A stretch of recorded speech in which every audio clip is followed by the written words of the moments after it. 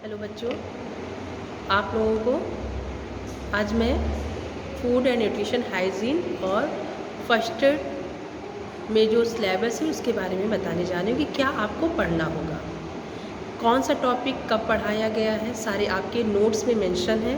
ठीक है, तो वो टॉपिक आप लोग एक बार और दोहरा लेंगे तो 22 को जो एग्ज़ाम है वो इजी हो जाएगा आप लोगों को। ठीक है, तो आपका अभी तो बहुत सारी चीज़ें क्लास में कंसल्ट हो गई हैं, लेकिन उसके बाद भी मैं एक वीडियो आपको बना के सेंड कर रही हूँ कि आप लोग घर बैठे क्या पढ़ें, कितना पढ़ें, इसके बारे में आप लोग जान लीजिए। तो बच्चों, सबसे पहले पेपर का जैसे नेम है, paper name food nutrition and hygiene, मतलब भोजन पोषण और आपका भोजन पोषक पोषण और आपका स्वास्थ्य या स्वच्छता। तो ये आपको पढ़ना है स्वच्छता के बारे में कि कैसे हमारा भोजन सुरक्षित हो, हमारा जीवन व्यक्तिगत स्वच्छता से परे हो। तो आपको एक वीडियो और मैं सेंड करूँगी जिसमें आपको भोजन पोषण पोषक के बारे में बताया है मैंने। वो वीडियो भी आपके पास यूट्यूब चैनल पर है।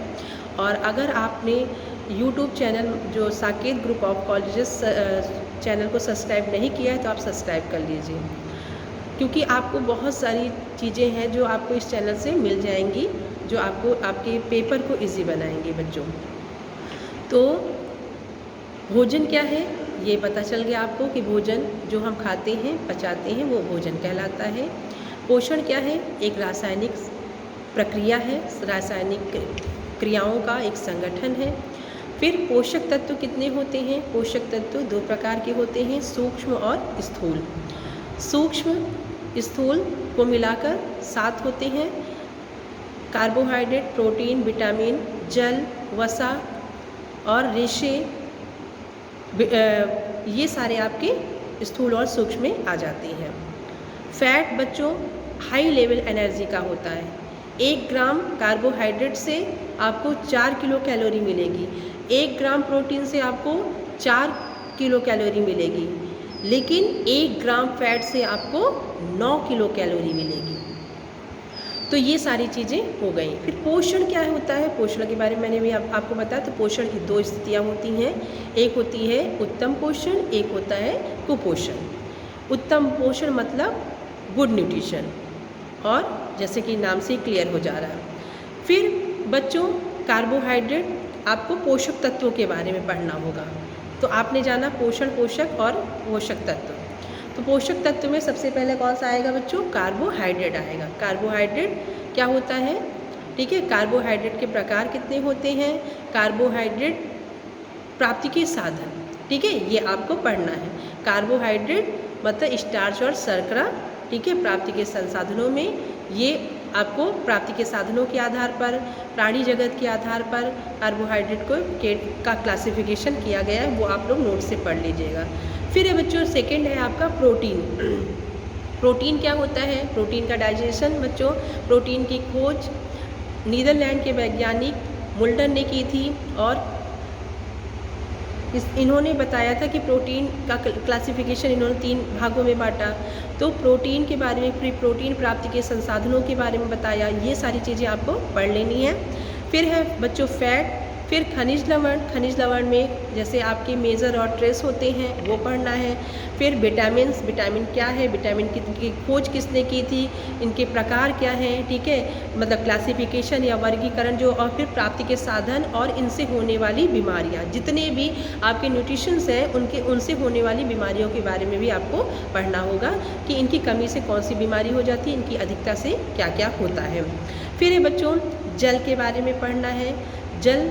जल ही जीवन है, जानते हो, जल की प्राप्ति के साधन, जल की कमी से जो रोग होते हैं, निर्जलीकरण और बहुत सारी चीज़ें एक्स्ट्रा, तो ये सारी सब चीज़ें आपको पढ़ने ले हैं। फिर पथ्यापथ या पथ्य रेशे, आहारी रेशे जिसे कहा जाता है, रेशों का वर्गीकरण, जो आपका भोजन के में या पोषक तत्व में जो रेशे हैं उनकी बात हो रही है बच्चों, ना कि टेक्सटाइल के रेशे की बात हो रही है। तो वो पथ्यापथ के बारे में आपको पढ़ना है। फिर बच्चों पोषण के 1000 दिन से पहले आपको जानना होगा कि पोषण के 100 दिन, पोषण के 100 दिन में कौन कौन सी चीज़ें आती हैं। जैसे बाल्यावस्था में अब बाल्यावस्था में पोषण से बहुत सारी, जैसे आपके न्यूट्रिशंस अगर बॉडी में कम हो जाते हैं, उनकी वैल्यूज़ कम हो जाती हैं, तो वहाँ पर क्या क्या होता है, तो इस पर कितने संगठन हैं, कितने कार्यक्रम या कितने प्रोग्राम चलाए गए, जैसे ICDS है, ICMR है, ठीक है, यूनेस्को है, WHO है, इन्होंने FAO है, इन्होंने कौन कौन सी प्रोग्राम चलाए वो आपको पढ़ना है। यूनिसेफ, यूनेस्को, ये सब पढ़ लेना है आप लोगों को। फिर बच्चों की पोषण के 100 दिनों में ये भी पढ़ना है, और आपको जो डिजीज़ हो रही हैं उनके बारे में, जैसे हैं कि मधुमेह भारत में सबसे गंभीर या घातक बीमारी मानी जाती है, और बच्चों मान के रखिए कि ये हर एक तीसरे को मधुमेह नामक बीमारी हो रही है। तो मधुमेह क्या है, मधुमेह के प्रकार, और मधुमेह किसकी कमी से होता है या रोग, और ये रोग की कमी या अधिकता के बारे में भी मधुमेह से रिलेटेड, अगर मधुमेह हो गया या रोग हो गया तो बहुत सारे रोग जो साथ में आ जाते हैं, या मोटापा के साथ 4 रोग चलते हैं, जैसे आपका मोटापा, और दूसरा उच्च रक्तचाप, और तीसरा आपका मधुमेह, और उसके बाद कब्ज़, फिर कब्ज़ या डायरिया के बाद है बच्चों टाइफाइड, ठीक है। तो इनके प्रकार और कैसे कैसे ये मानव जीवन को प्रभावित करता है, ये आपका सिलेबस रहा फूड एंड न्यूट्रिशन और हाइजीन का, ठीक है। फिर है बच्चों प्राथमिक चिकित्सा, ठीक है, फर्स्ट एड बॉक्स जो आपको मैंने सिलेबस में बनवाया था। तो फर्स्ट एड एंड हेल्थ में आपको क्या पढ़ना है बच्चों, कि कैसे कैसे हम किसी के स्वास्थ्य में सुधार कर सकते हैं, या हॉस्पिटल जाने से पहले जो चिकित्सा दी जाती है उसे प्राथमिक चिकित्सा कहा जाता है या फर्स्ट एड कहा जाता है, ठीक है। तो आधारभूत जो हम प्राथमिक चिकित्सा है उसके बारे में पढ़ना है, फिर आधारभूत प्राथमिक चिकित्सा की टेक्निक्स पढ़नी है, ठीक है। ये सारा आपके नोट्स में मेंशन करवाया गया, आप लोग इसको पढ़ लीजिएगा ध्यान से। फिर बच्चों बहुत सारी डिजीज़ होती हैं जिनमें हम तुरंत हॉस्पिटल नहीं पहुंच पाते हैं, जैसे काटने, डंक मारने, बिच्छू के काटने या सांप के काटने पर तुरंत हम हॉस्पिटल जाने से पहले जो चिकित्सा दी जाती है उसके बारे में आपको पढ़ना है। फिर है बच्चों कि हड्डियों एवं जोड़ों में दर्द या जोड़ों से संबंधित जो रोग हो जाते हैं उनमें प्राथमिक चिकित्सा करके हम हॉस्पिटल जाएं, ठीक है। फिर है त्वचा से संबंधित स्किन रैशेज हैं या स्पॉट पड़ जाना, या कभी कभी कोई चीज़ें अगर आप खा लेते हैं तो उससे एलर्जी हो जाना, तो उससे पहले प्राथमिक चिकित्सा के बारे में पढ़ना, कि अगर त्वचा से संबंधित कोई भी प्राथमिक उपचार करना उसके बारे में आपको पढ़ना है। फिर है बच्चों श्वसन संबंधी प्राथमिक उपचार। श्वसन संबंधी जैसे भी आपको लगे कि आपकी सांस फूल रही है या सांस उखड़ रही है तो आप क्या क्या उपचार करेंगे, ये सारी चीज़ें आपको सिलेबस में पढ़नी है, ठीक है। तो ये सारी चीज़ें हो गई आपकी, जो अभी इम्पॉर्टेंट पेपर जो 3 मैंने पढ़ाए, 2 पेपर के बारे में मैंने आपको बता दिया। फिर बच्चों 3rd पेपर है आपका फूड प्रोसेसिंग या फूड प्रिजर्वेशन या फल संरक्षण, तीनों एक ही हैं बच्चों, इसमें बिल्कुल भी कंफ्यूज मत होइएगा।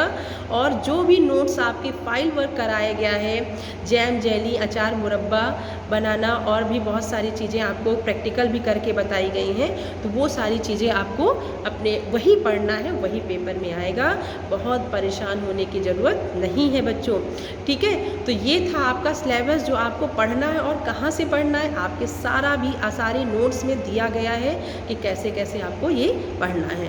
तो बच्चों ये था आपका सिलेबस कि आपको 3 पेपर में पढ़ना क्या है। अभी जो बच्चे आज कॉलेज में आए थे उन्हें भी बताया गया है, और पहले भी क्लासेस चल चुकी हैं, तो बच्चों बिल्कुल भी घबराने की ज़रूरत नहीं है। थैंक यू बच्चों। अगर कोई भी प्रॉब्लम होती है, और ऐसे हम और बहुत सारे टॉपिक हैं जो उनके वीडियो बना के आपके ग्रुप में सेंड करेंगे। थैंक यू बच्चों, थैंक यू सो मच।